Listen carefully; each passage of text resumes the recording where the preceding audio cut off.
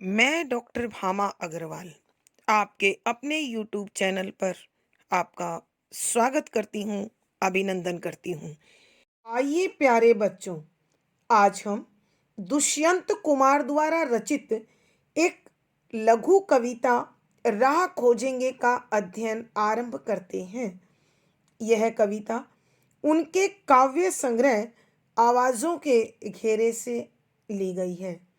बच्चों, ये बात अवश्य ध्यान रखें कि दुष्यंत कुमार कवि होने के साथ साथ खड़ी बोली हिंदी के सुविख्यात गजलकार भी हैं। इस कविता में कविवर दीनहीन, गरीब, असहाय लोगों को मजबूत मनोबल, एकता के सूत्र में बंधने की और आशावादी दृष्टिकोण अपनाने की प्रेरणा देते हुए कहते हैं कि आज हम निराशा और पराजय की स्थिति तक पहुंच गए हैं।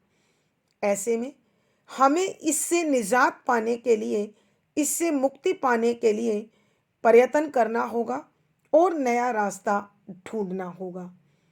कवि कहते हैं कि पूंजीपति व्यवस्था के दौरान पूंजीवादी लोगों ने गरीब लोगों का शोषण, उन पर अत्याचार कर पूंजी को और अपनी साधन संपन्नता को बढ़ाया है। ऐसे में गरीब वर्ग, मजदूर वर्ग, सर्वहारा वर्ग दुख और पराजय की स्थिति तक जा पहुंचा है।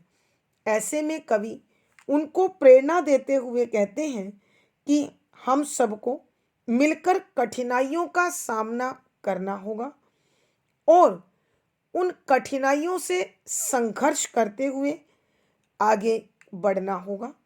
तभी हम अपनी इस दुर्वह स्थिति से छुटकारा पा सकेंगे। कवि आगे कहते हैं कि हम हारे जरूर हैं, मगर शर्मिंदा नहीं हैं। हमें खुद पर नहीं, उन लोगों पर हंसी आती है जिन्होंने हमें साधनहीन बनाकर ठुकराया है। इन निराशा की स्थितियों में इन लोगों ने हमें रोशनी का झांसा दिया है, छलावा दिया है और हमें ठगा है, हमें कैद कर लिया है।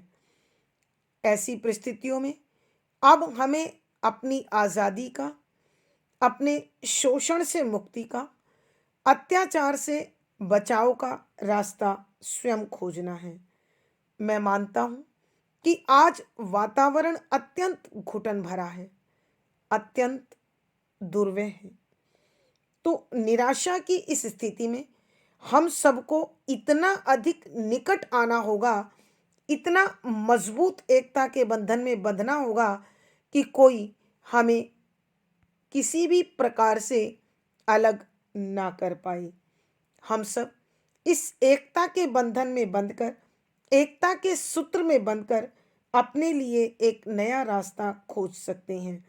अर्थात कवि कहते हैं कि अगर हमें अपनी गरीबी से छुटकारा पाना है, अपनी घुटन से छुटकारा पाना है, अपने आप को निराशा और हार से मुक्त करना है, तो एकता के सूत्र में बंधना होगा।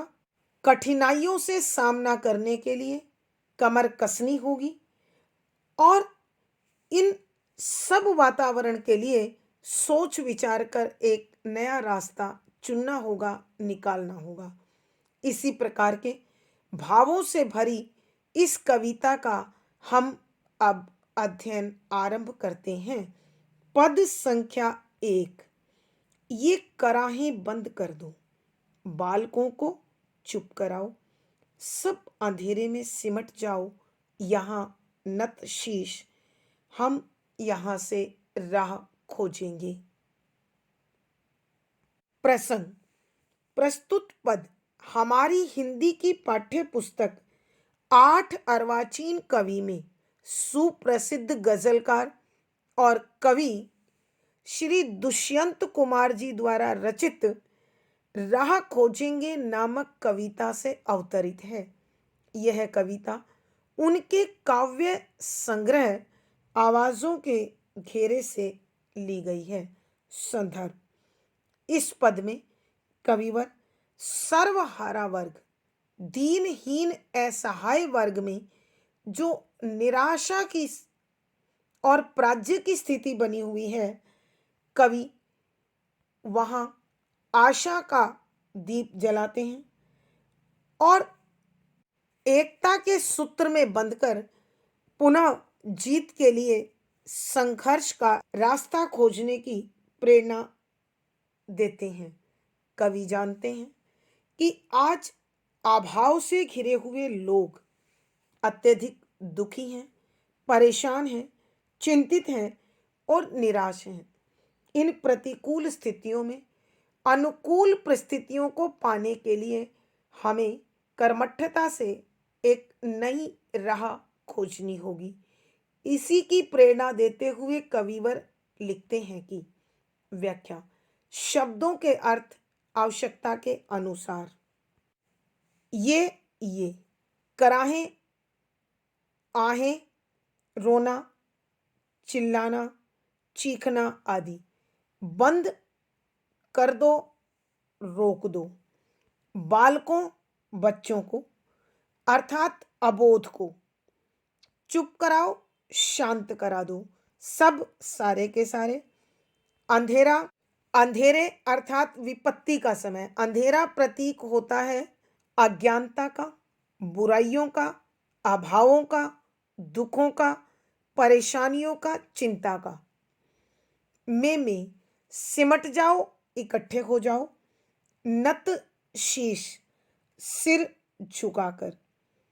हम सब मिलकर यहाँ अब इस समय राह रास्ता खोजेंगे, ढूंढ लेंगे कि यहाँ कविवर दुष्यंत कुमार जी दीनहीन अभाव से घिरे लोगों को प्रेरणा देते हैं कि ये कराहें बंद कर दो, कि अपने दुखों का रोना बंद करो, चीखना चिल्लाना बंद करो, क्योंकि इससे कुछ प्राप्त होने वाला नहीं है।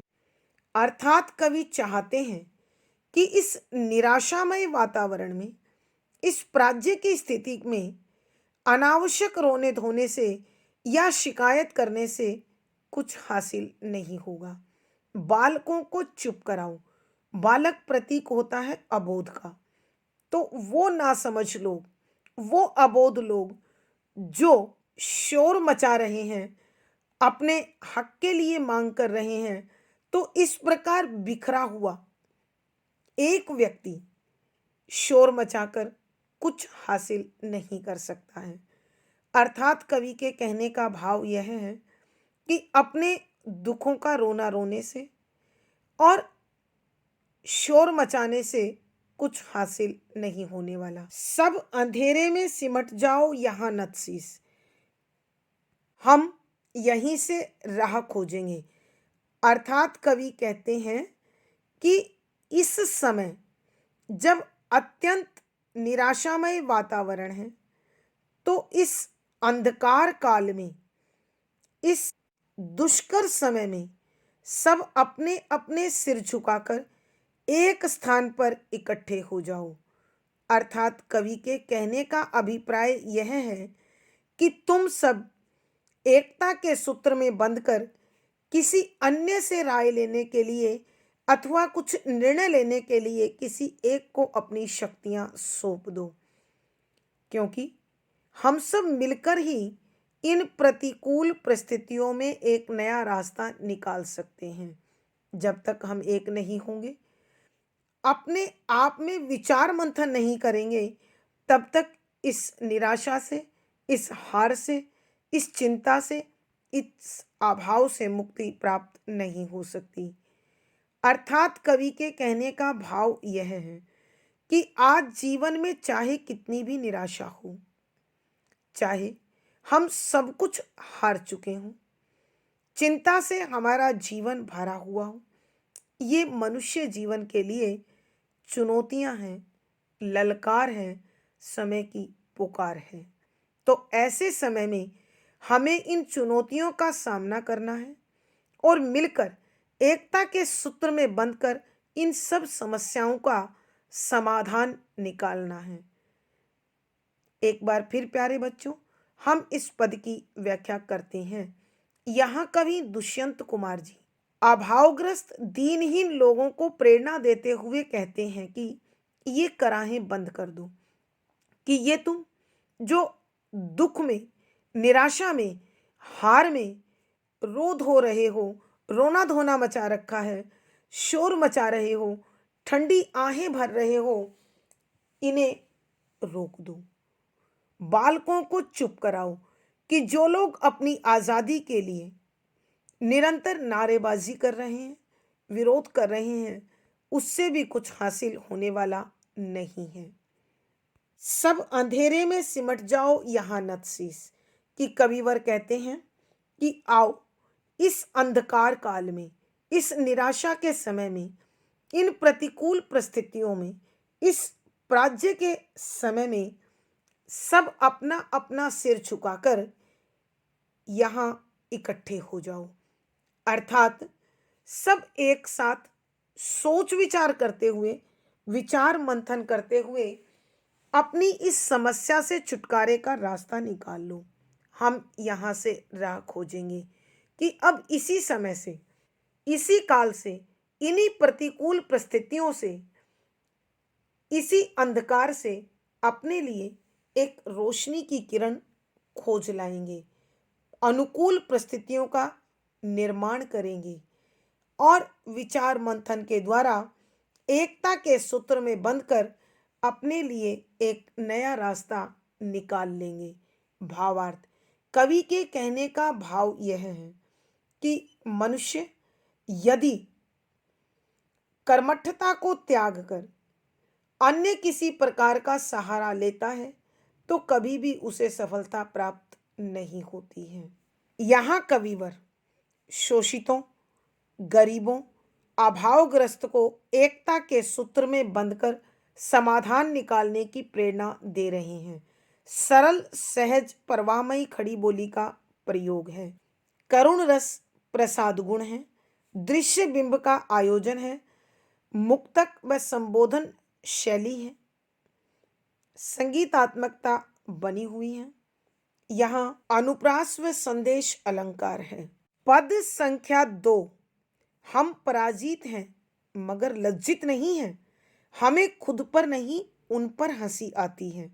हम नियतों को जिन्होंने हराया, अंधेरे व्यक्तित्व की अंधी गुफाओं में रोशनी का आसरा देकर बड़ी आयोजना के साथ पहुंचाया और अपने ही घरों में कैद करके कहा, लो तुम्हें आजाद करते हैं। प्रसंग पूर्ववत। संदर्भ, यहाँ कविवर अभाव से, गरीबी से, चिंता से, परेशानी से, पराधीनता से दुखी लोगों को इन प्रतिकूल परिस्थितियों से छुटकारा पाने के लिए एकता के सूत्र में बंधकर नवीन समाधान के साथ कर्मठता को अपनाने की प्रेरणा दी है।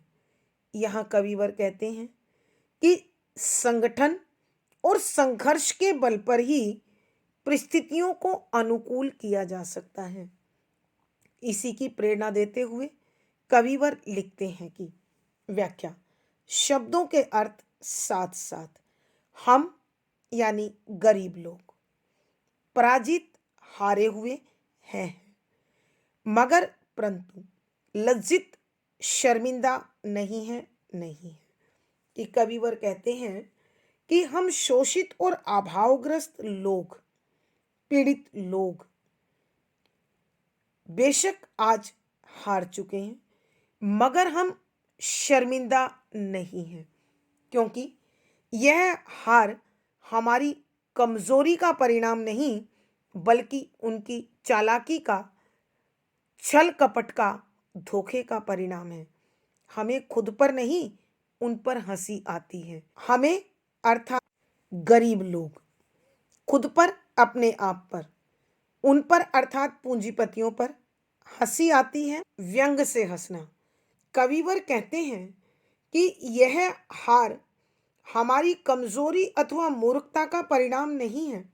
हमारी सादगी और सरलता को उन्होंने छल कपट से हराया है, इसलिए हमें उन पर हंसी आती है। एक सच्चा वीर, एक सच्चा योद्धा वो होता है जो मुकाबला करता है। हम निहत्थों को जिन्होंने हराया कि हमारे पास कोई साधन नहीं, निहत्था खाली हाथ, जिसके पास कोई हथियार नहीं है, हराया, हरा दिया।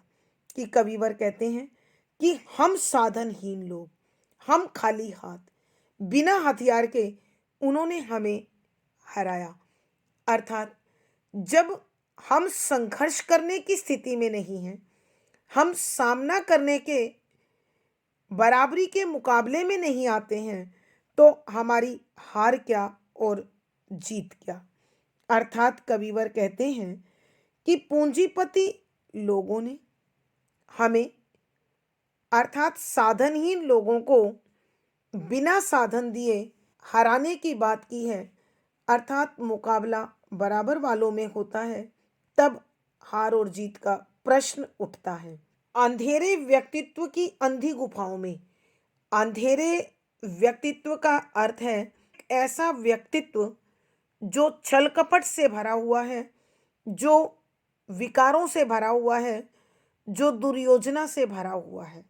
अंधी गुफाओं में, अंधी जिसका कोई हल नहीं है, और छोर नहीं है।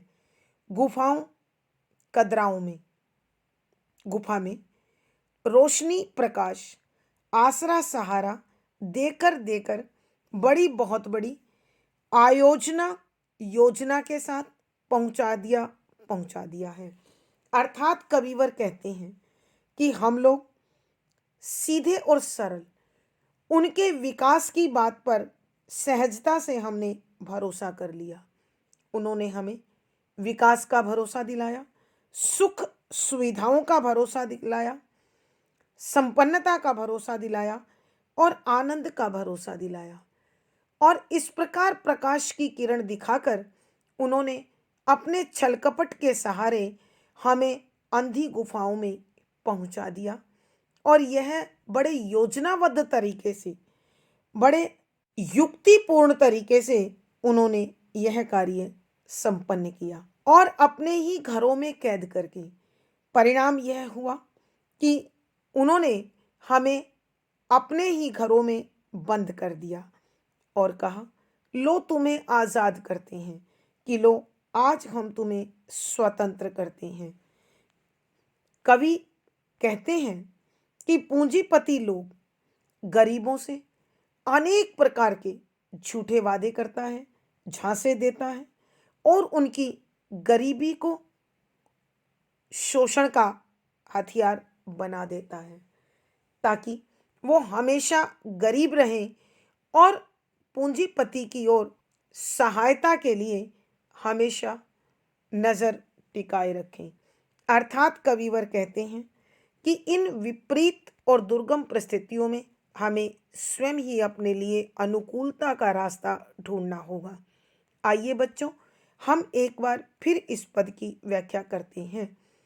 हम पराजित हैं मगर लज्जित नहीं हैं।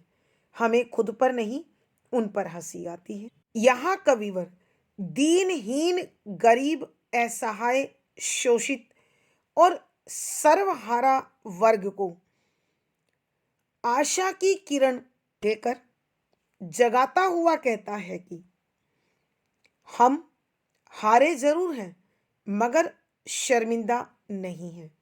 हमें अपने आप पर नहीं, उन लोगों पर हंसी आती है, हम नियत्थों को जिन्होंने हराया, कि हम साधनहीन लोगों को उन्होंने हरा दिया। अर्थात कवि के कहने का भाव यह है कि जो लोग सरल, सहज और छल कपट से रहित हैं, उन लोगों को साधनहीन होने पर भी वो हारा हुआ घोषित कर रहे हैं।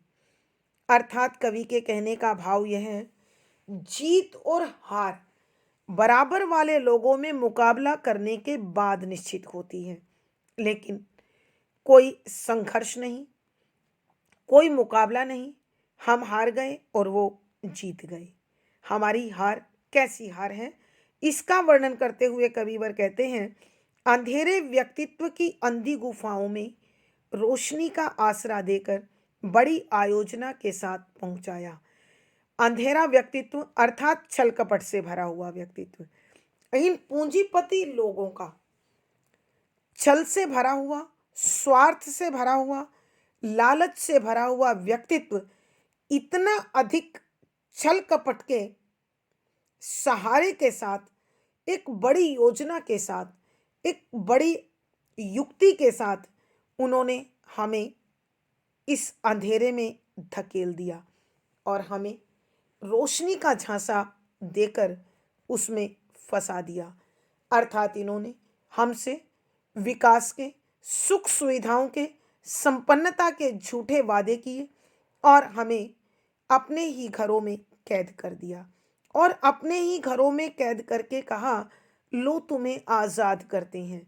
कि हमें इस साधनहीन अवस्था तक पहुंचाकर, इस अभाव की स्थिति में पहुंचाकर हमें निराशा और पराजय की अंधेरी गलियों में कैद कर लिया, पहुंचा दिया और इस घुटन भरे जीवन जीने के लिए मजबूर कर दिया। और ऐसा करके अंत में वो कहने लगे कि हम तुम्हें स्वतंत्र करते हैं, यहाँ तुम स्वतंत्र हो। अतः कविवर कहते हैं कि छल कपट से भरे हुए, स्वार्थ और लालच से भरे हुए पूंजीपति वर्ग ने दीनहीन, गरीब, असहाय, साधनहीन लोगों को विकास, संपन्नता का झूठा वादा कर उन्हें गरीबी की बेड़ियों में, मजबूरी की बेड़ियों में जकड़ दिया। और इसके लिए अब स्वयं शोषितों को, सर्वहारा वर्ग को, गरीब लोगों को अपने लिए एक रास्ता स्वयं खोजना होगा। कवि के कहने का भाव यह है कि छल कपट से भरा हुआ व्यक्तित्व हमेशा धोखे के सहारे से अन्य लोगों का शोषण कर उन्हें कमजोर बनाता चला जाता है। विशेष यहाँ कवि की शोषितों और गरीबों के प्रति सहानुभूति है और वह मानता है कि इस गरीबी और शोषण का कारण पूंजीपति वर्ग का छल और गरीब लोगों की साधनहीनता है, अभाव है। सरल, सहज, परवामयी खड़ी बोली का प्रयोग है।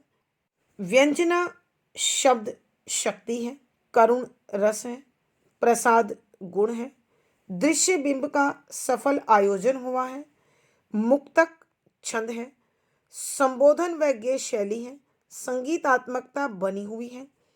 यहाँ अनुप्रास, संबोधन, रूपक आदि अलंकारों का सुंदर सटीक प्रयोग हुआ है। पद संख्या 3। आह, वातावरण में बेहद घुटन है, सब अंधेरे में सिमट जाओ और सट जाओ और जितने आ सको उतने निकट आओ, हम यहां से राह खोजेंगे। प्रसंग पूर्ववत। संदर्भ, यहाँ कवि दीनहीन, गरीब, असहाय और सर्वहारा वर्ग के शोषण का कच्चा चिट्ठा खोल रहे हैं और उनके जीवन में जो निराशा, घुटन और पराजय की स्थिति बनी हुई है उसमें वो आशा की किरण खोजने की प्रेरणा देते हैं। कवि कहते हैं कि जो अभाव से घिरा हुआ मनुष्य आज दुख में और निराश जीवन जी रहा है, इन विपरीत परिस्थितियों को, इन प्रतिकूल परिस्थितियों को उसे स्वयं अनुकूलता की ओर ले जाना होगा, रास्ता निकालना होगा।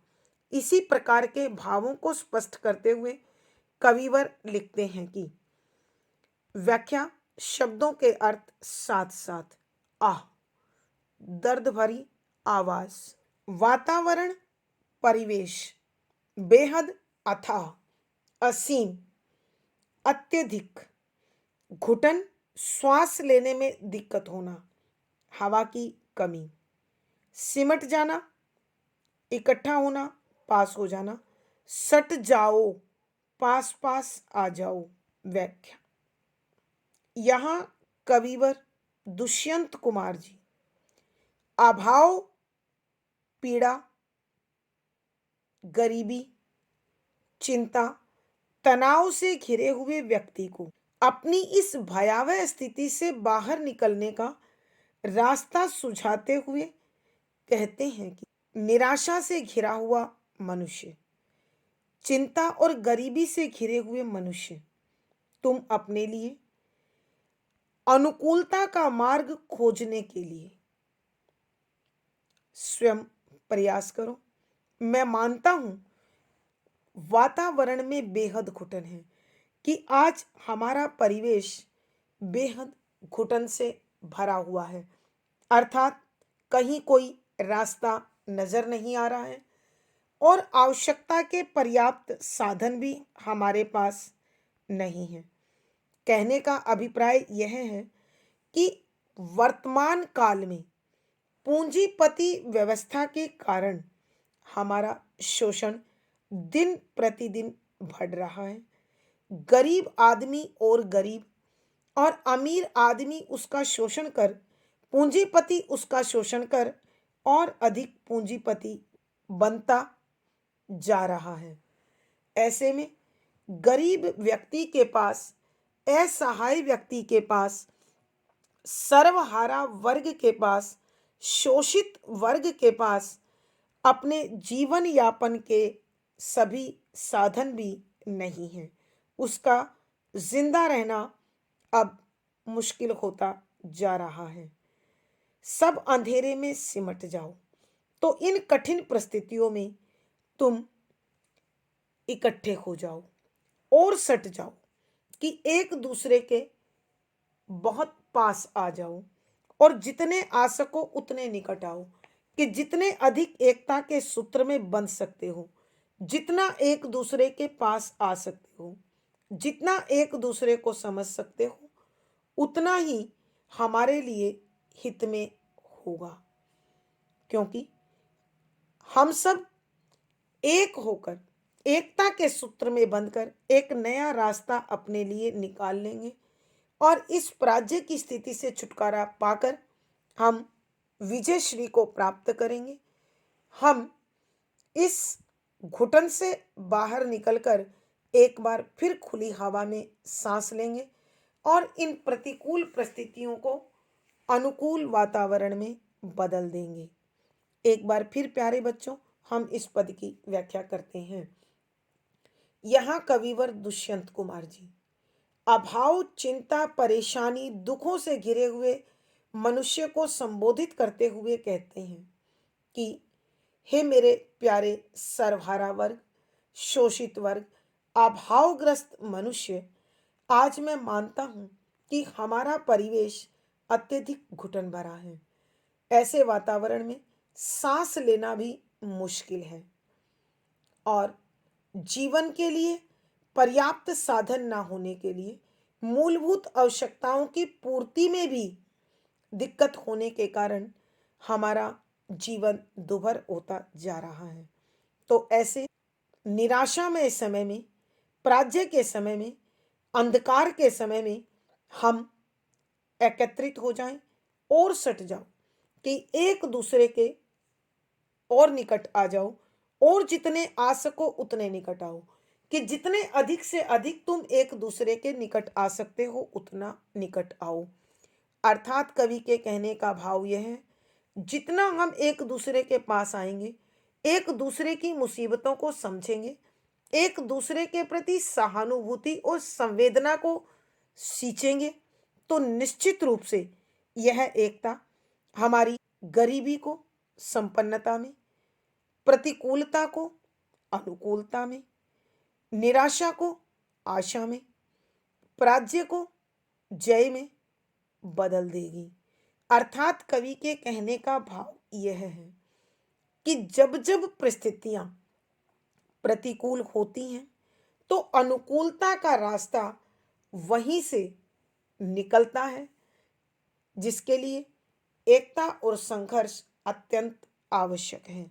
सरल सहज प्रवाहमयी खड़ी बोली का प्रयोग है, शांत रस है, प्रसाद गुण है, दृश्य बिंब का सफल आयोजन है, मुक्तक छंद है, गेय व संबोधन शैली है, संगीतात्मकता बनी हुई है। यहाँ अनुप्रास, संदेश आदि अलंकारों का सुंदर सटीक प्रयोग हुआ है। इस पद के साथ ही हमारी यह कविता राह खोजेंगे समापन होती है। प्यारे बच्चों, आशा है कि यह कविता आपको अच्छी प्रकार से समझ में आ गई होगी। अपने विचार कमेंट बॉक्स में लिखें, वीडियो को लाइक करें, शेयर करें और चैनल सब्सक्राइब करें। आपका दिन और जीवन मंगलमय हो, इसी शुभकामना के साथ आभार, धन्यवाद।